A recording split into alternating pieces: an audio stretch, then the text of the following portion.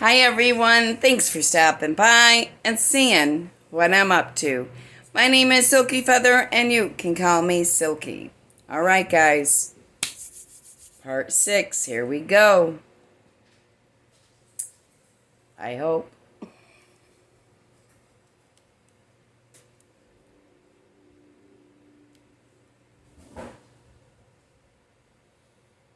Here she comes. Chapter 5. How to Date Better. Now that you have a bit more of an understanding of how men think, operate, and make choices when it comes to women, you need to apply that knowledge to your dating habits. First, examine the hierarchy of men's needs that I wrote at the beginning of this book again. A man's hierarchy of desires and needs in a woman. A looker, a lover, a supporter who believes in him, a friend and confidant, in that order.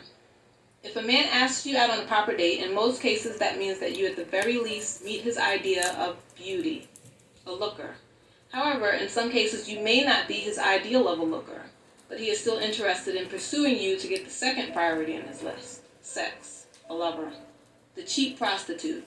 This section might ruffle your feathers a little, but you need to hear it. You must learn to think critically and logically when dealing with men. They are very logical thinkers, while women tend to act more on feelings and emotions. Important note, just because one guy doesn't find you attractive doesn't mean that you're not. You have to stop letting the opinions and views of others define you. Confidence is key. If you don't meet a man's initial standard for a looker, top of his list of priorities, but he still contacts you for a date, you may be up for the role of a cheap prostitute in his mind. Think about it. Taking a woman out on a date or two before getting sex is much cheaper than paying a professional prostitute for sex. Why do you think certain men will ask you out to drinks for a first date rather than out to dinner or something special? Because getting you drunk is a relatively cheap and effective way to speed along the process of him getting sex from you. The truth is that he probably doesn't think you meet his ideal of a looker, at least not enough to pursue a serious relationship. So he wants to try using you as a friends with benefits instead. It's a hard pill to swallow, but you need to understand what is going on to avoid getting hurt and played time and time again. In some cases, a guy will ask you out for one drink initially to chat and see if you click. Then suggest a meal on the same date if you like each other. I don't see a problem with that. Now, a professional prostitute charges something like $200 or more an hour.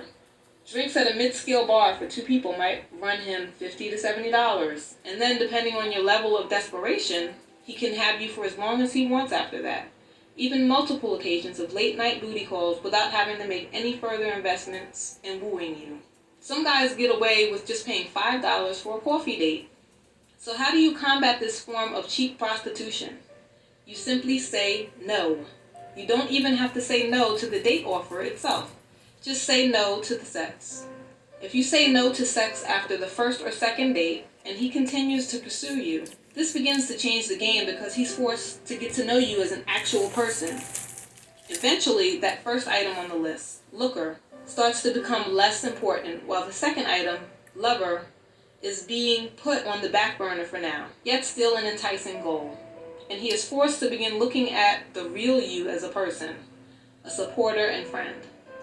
If he finds out that you are a good, supportive, confident woman, and potentially a real friend in life, it'll be harder to just pump and dump you. That is because feelings and closeness have had a chance to develop. So just keep in mind that a guy may be hoping that you will play the role of a cheap prostitute. When you think about it this way, it becomes a lot easier to say no to sex too soon. Another way to think about it, don't give the guy a seedy story to tell his buddies, because that's exactly what they do when they have sex with you too soon. When he asks to cuddle. If a man asks you to his house and to cuddle on the first date, this is the ultimate slap in the face to your womanhood.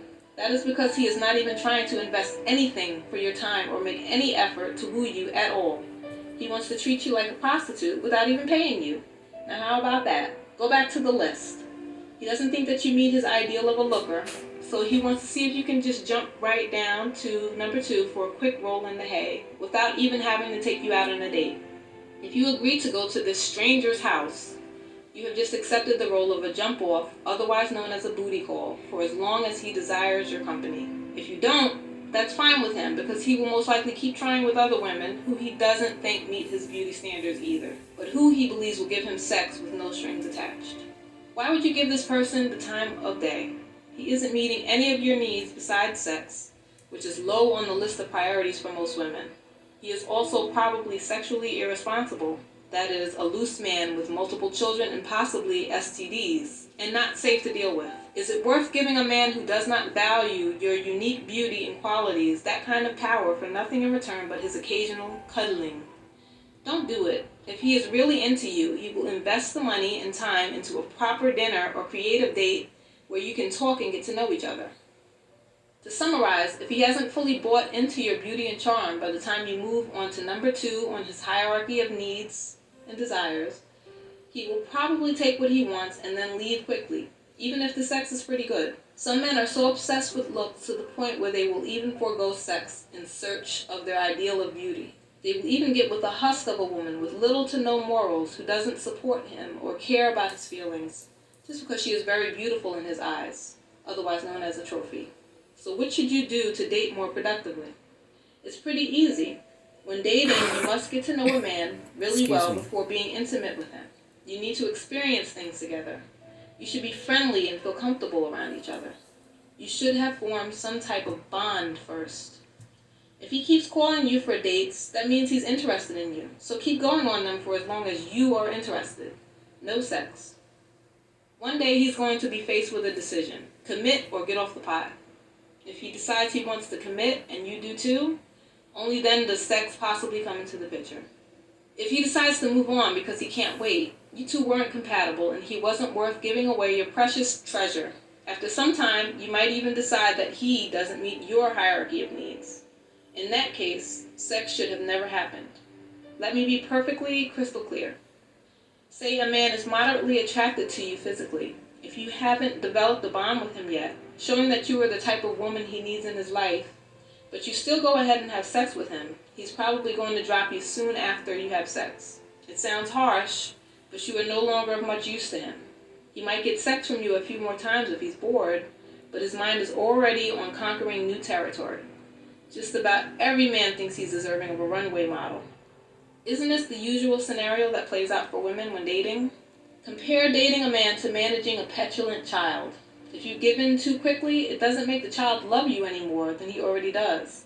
It makes the child lose respect for you and begin walking over you whenever he wants something. It creates a toxic, one-sided relationship.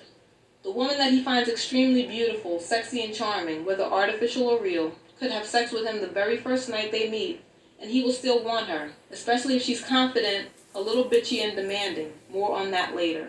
These women know a man's hierarchy and use that knowledge to their benefit, so they will do whatever possible to meet or exceed the standard of beauty, even if that means getting fake breasts, hair extensions, butt injections, liposuction, plastic surgery, and tanning.